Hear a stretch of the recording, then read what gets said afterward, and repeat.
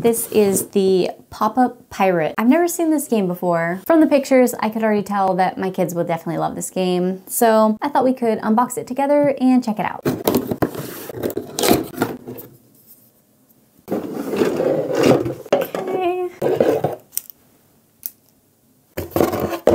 No instructions, so maybe they're on the box. Okay, before use, remove the swords from the plastic frames. Each player selects a favorite color of sword. Twist the pirate into his barrel and take turns to slide the swords. Whose sword will be the first to make the pirate pop out of his barrel? Start another game by twisting the pirate down again, but remember, it will be a different hole in the barrel that makes the pirate go pop. Perfect.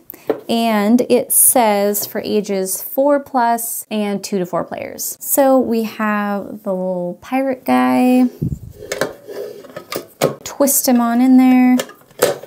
I guess that's probably good. And then we got our little swords. I'm gonna guess we just twist it right here. And there we go, that's kind of cute. And then we